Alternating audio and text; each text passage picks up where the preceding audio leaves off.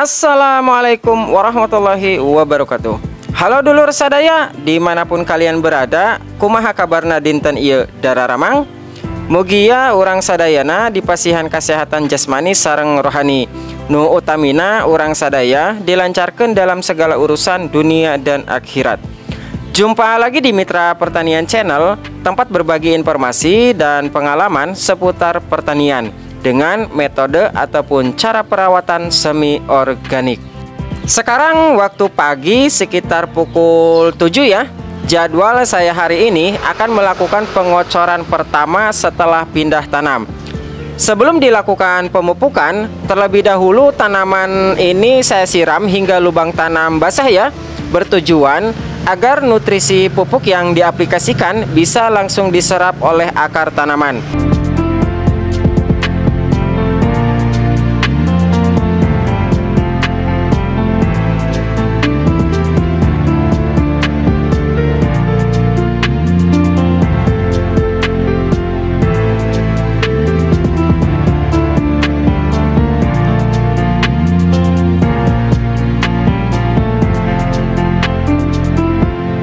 Dan ini perkembangan cabai kaliber di usia 5 hari setelah tanam. Alhamdulillah hingga hari ini pertumbuhannya tetap sehat dan optimal. Daun yang hijau dan kuncup daun tumbuh dengan sehat. Pengocoran pupuk dilakukan di waktu pagi karena di waktu pagi adalah waktu terbaik di mana tanaman sedang melakukan fotosintesis atau sedang mengolah makanannya sendiri. Daun yang berada di sekitar dekat mulsa kebanyakan berwarna kekuningan seperti kebakar. Itu hal yang wajar karena efek pantulan panas matahari dari mulsa. Untuk hama daun alhamdulillah masih terbilang aman ya. Yang bikin mumet itu hama jangkrik, karena jangkrik langsung memotong batang mulai dari bawah, sehingga tanaman yang diserang langsung wassalam.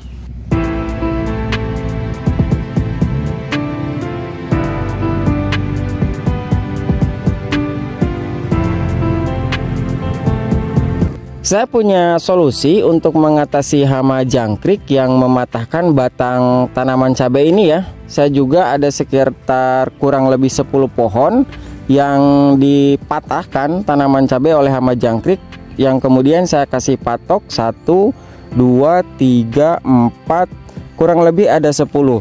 Jadi saya cermati bahwa jangkrik itu dia bersembunyi di bawah celah plastik mulsa seperti ini ya, yang kemudian nantinya dia mematahkan tanaman cabai.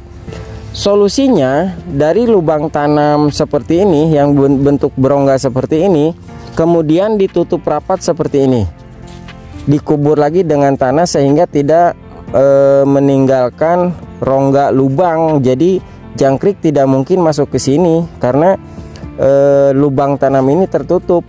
Sekalipun dia masuk dari lubang sini, lubang pupuk, dia sulit untuk menembus sini karena di sininya sudah dipadatkan oleh tanah.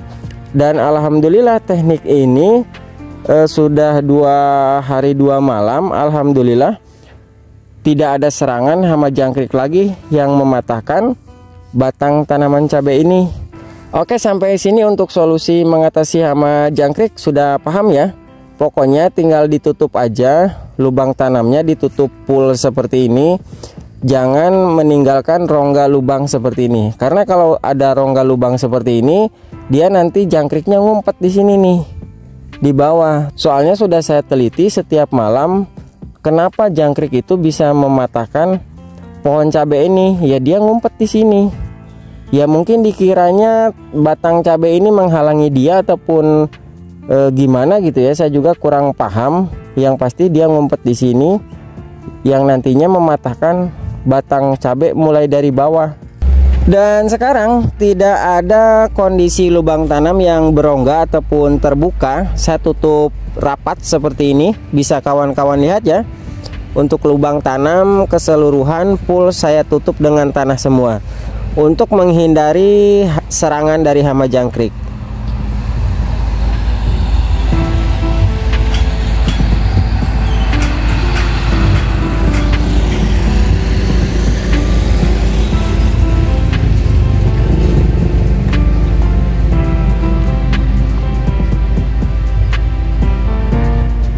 Teknik perawatan yang saya terapkan sedikit berbeda ya. Untuk sistem pupuk kocor 95% akan diaplikasikan bahan-bahan organik. Pupuk sintetis atau pupuk kimia akan digunakan secara foliar atau hanya diaplikasikan dengan cara penyepraian. Teknik ini dilakukan untuk menjaga tingkat kesuburan dan kesehatan tanah dan terhindar dari pertumbuhan atau perkembangan jamur, bakteri, dan patogen penyebab penyakit. Sebelum masuk ke bagian pupuk dan dosis yang digunakan, baiknya simak dulu cuplikan berikut ini.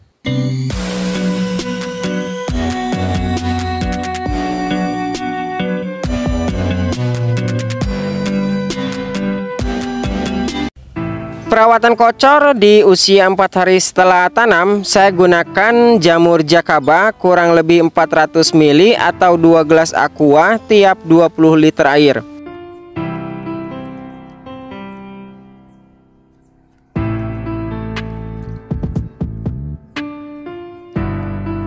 Aplikasi jakaba untuk pasokan makanan dan cadangan unsur hara makro dan mikro untuk menunjang kebutuhan nutrisi dengan unsur hara yang lengkap dan seimbang. Karena pada jakaba ini selain unsur hara nitrogen, fosfat, dan kalium, terdapat unsur hara kalsium, magnesium, vitamin, dan karbohidrat. Ada cara khusus yang saya lakukan ketika mengaplikasikan jakaba digunakan dengan cara kocor. Pertama, kumpulkan air jakaba kurang lebih 1 liter pada wadah atau botol dengan kapasitas 1,5 liter.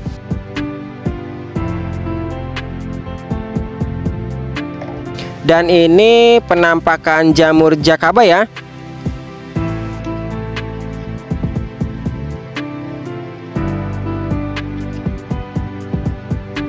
Kemudian ambil biang jakaba secukupnya ya. Agar mempermudah kawan-kawan dalam mengambil atau takaran biang jakaba ini, saya gunakan gelas aqua. Cukup ambil biang jakaba kurang lebih setengah gelas aqua. Siapkan blender dan air leri. Jika kawan-kawan tidak ada air leri, solusinya siapkan air kurang lebih 400 sampai 500 ml di dalam gelas. Kemudian ambil segenggam beras lalu masukkan.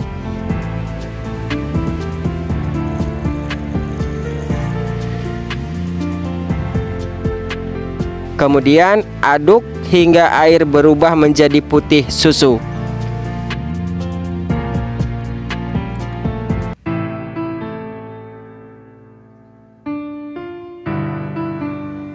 Masukkan semua air leri ke dalam blender, kemudian biang jakaba.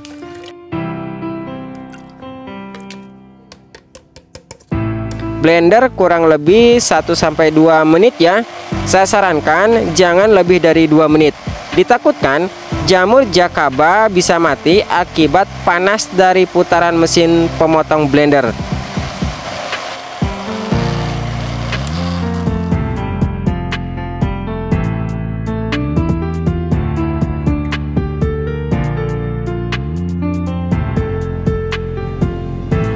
Setelah di blender, masukkan ke dalam botol yang berisikan air jakaba 1 liter, lalu dikocok.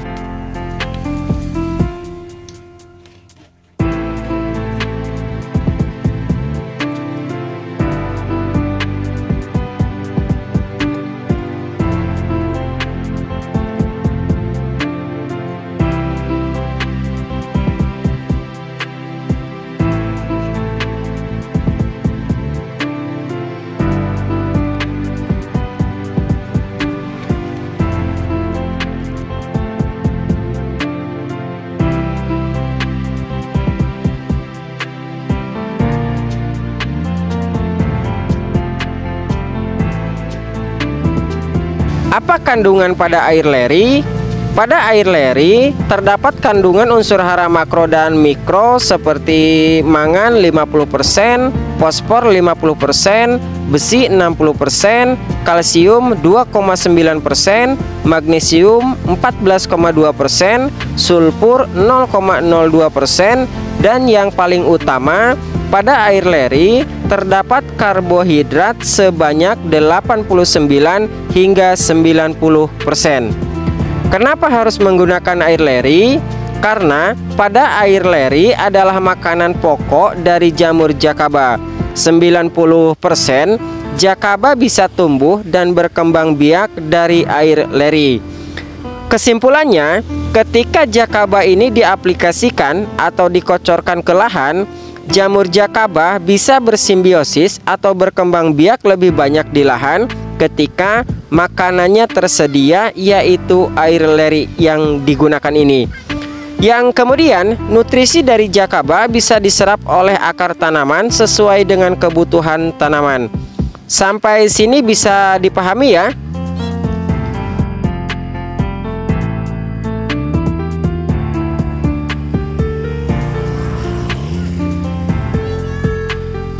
Selain jakaba, saya aplikasikan pupuk organik cair ya.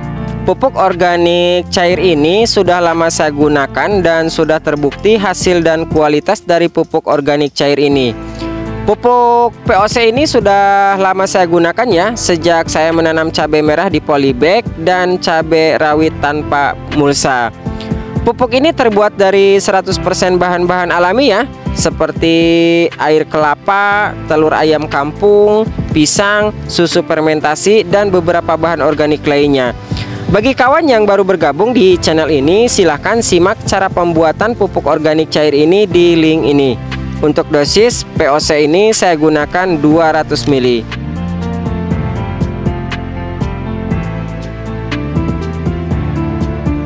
Selain jakaba dan pupuk organik cair, saya aplikasikan bahan organik berikutnya, yaitu fungisida anpus sebanyak 3 sendok makan.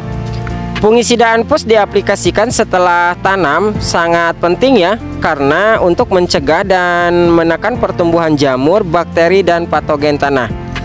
Trichoderma mampu memperbaiki struktur tanah di sekitar perakaran dengan cara menguraikan zat-zat organik di dalam tanah, termasuk jamur jakaba, agar nutrisinya lebih mudah diserap oleh perakaran tanaman. Perlu kawan ketahui bahwa pada fungisida hayati anpus ini, selain terdapat jamur trichoderma, juga terdapat pengatur tumbuh hormon alami seperti auksin, giberelin, dan sitokinin, yang mana hormon tersebut untuk merangsang dan mempercepat pertumbuhan tanaman. Usia cabai rawit ini selisih 1 hari saat pindah tanam ya, tapi usia akan dihitung dari penanaman tahap pertama, karena yang ditanam lebih banyak di hari pertama.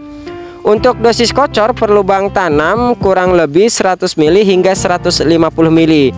Metode perawatan pada cabai kaliber ini akan lebih banyak diaplikasikan pupuk organik dan mengurangi pemakaian pupuk dan fungisida kimia.